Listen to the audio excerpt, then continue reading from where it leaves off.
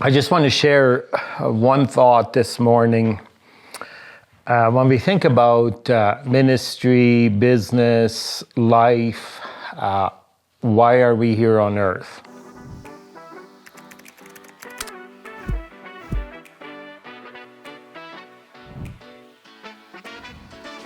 The Bible says that no man is an island to himself. Like, we're not born to ourselves and we don't die to ourselves. In other words, we're interconnected. And that connection is in many, many different ways, but one of them is influence. We want to influence people. And so we want to make a difference in the world. And but that's not something that we don't naturally make a positive difference in the world. If I just do what's natural to me, I will affect people in a negative sense. And so it's a matter of applying the right principles, putting myself in the right position. And so if we want to make a difference in the world, I want to read one verse today. And that verse is something that's very, very important to me. And it goes kind of contrary to how we would naturally think. But it helps us to put ourselves in the place where we can make a positive influence in the world. And this verse is Proverbs 18:24. The first part of the verse says, "A man of many companions," and some say friends, "may come to ruin." Some versions say, "A man that has friends must show himself friendly." But it says, "A man of many companions may come to ruin." And then it says, "But there is a friend who sticks closer than a brother." First of all, we have to remember this is Proverbs.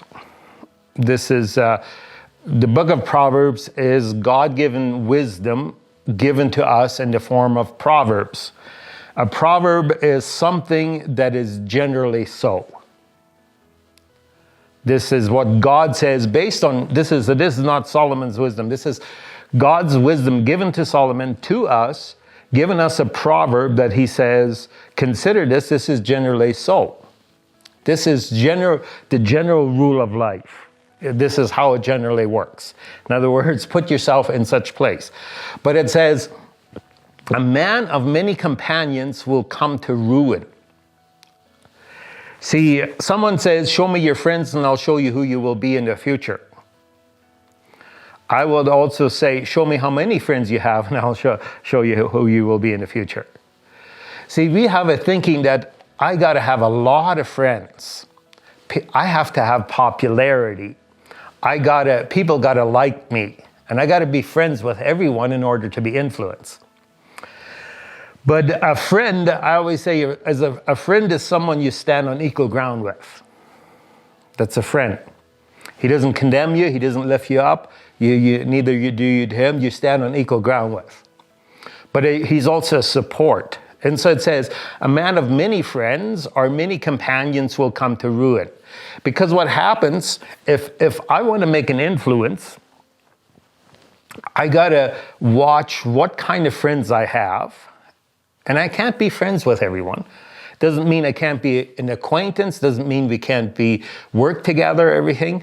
But when it comes to our circle of friends, it's so important. And so it says a man of many. So because if I have 100 friends, for every single one of them, I have to compromise something in order to keep them. One of them will say, well, Wednesday's my birthday. Why don't you come for my birthday party? And then you will say, but I have a Bible study. You have Bible studies all the time. I only have birthday once a year. Why don't you come?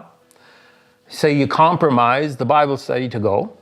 The next one says, we're doing this fishing trip over the weekend. Why don't you come? But we were going to have something in church. Well, you have something in church all the time. Why don't you come and come on this activity? Those are how many people do with us. And one makes this compromise here, many compromise here. And so you have many companions or many friends, and all of a sudden you have no standards of your own. You have no convictions of your own. You're no longer your own person. You're pleasing this one, pleasing that one, pleasing that one, pleasing that one. But then he tosses the coin to the other side and he says, but there's a friend that sticks closer than a brother. And some say that's Jesus Christ. And Jesus Christ, he called his disciples friend, but this is a proverb. God has given us a proverb. That's what he's given us, a principle, a rule for life, is what he's given. He says there are friends that stick closer to than a brother. In other words, there are friends where you will say, they will call you and say, hey, it's my birthday. Why don't you come in? You say, but we have a Bible. Say, hey, then you better go there because that's good for you. I have birthdays all the time. Every year, and you can come next time. That's the kind of friend, he will support you in doing right. And he'll say, hey, come, why don't we have come on our fishing trip? But we have this very important thing in church. Oh, why don't you go that? Oh, I have to do this at work. Oh, why don't you do that? Or I haven't read my Bible. Oh, why don't you do that? He's there and he supports you in your development in doing right. So here's my challenge and my message. If you want to make a difference in the world, if you want to put yourself in a place where you can influence the world for positive, don't try to have everyone as your friend. Doesn't mean that you don't like them but not everyone has to be your friend.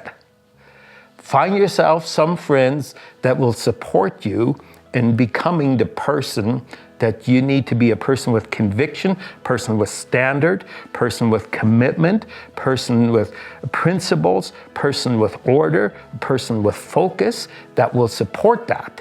And a person that will come to you and say, hey, what you're doing is not right.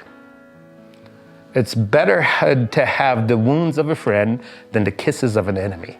And so the friends that we surround ourselves with can be a very small circle, but we have to have friends that support us in doing right. Thank you and God bless you.